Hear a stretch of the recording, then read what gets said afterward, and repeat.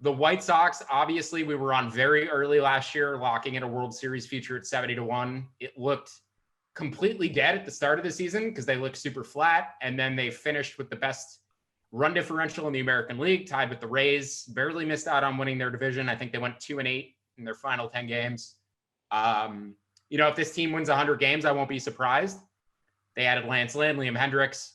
But the personality clash with Tony La Russa as the manager is one of the most hilariously weird things I can remember in recent baseball memory. You have a team filled with a bunch of boisterous players, guys who like to flip the bat like Tim Anderson, a bunch of Cuban talents who, seem to just bring a different energy to the park, that Latin American baseball excitement that we love to see that old white guys like Tony La Russa do not.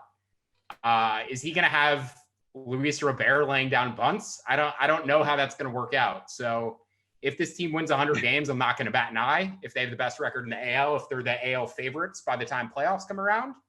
But if you look at the projection market, I have them at 88.9 wins. Davenport has them at 84, Fangraphs at 88, and Pacoda has them at 82.5 wins. And when Pacoda is at least 4 wins above or below a market total, and the White Sox they opened at 92 at the win. I believe they've come down to 91.5 and lower at every market. When Pacoda's at least 4 wins away, that team tends to follow along with their projection. So there's a 9-win difference there in the projection. I wouldn't really bet it below 92 just because I do think this team can be so good, but I would expect that number to float up again as we get closer to opening day.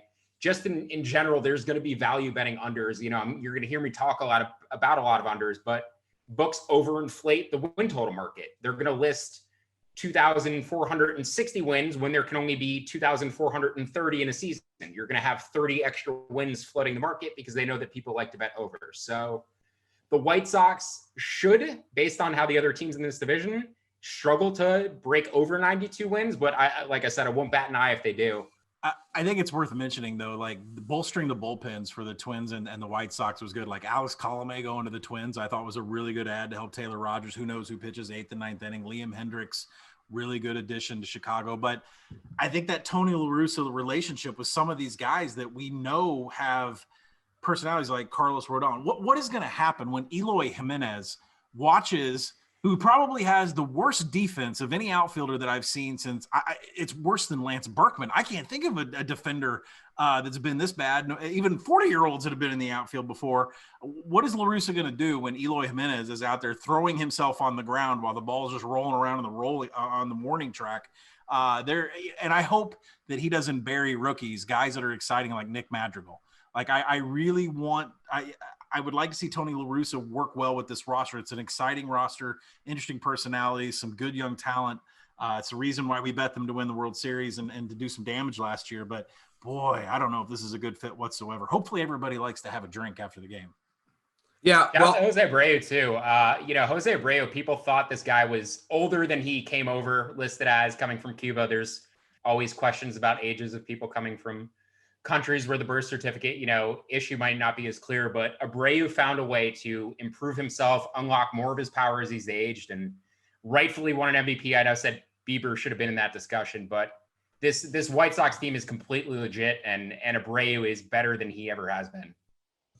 Yeah, the White Sox, their lineup is obviously awesome. I now with the addition of Liam Hendricks, I like their bullpen. They have some promising arms there behind Hendricks as well.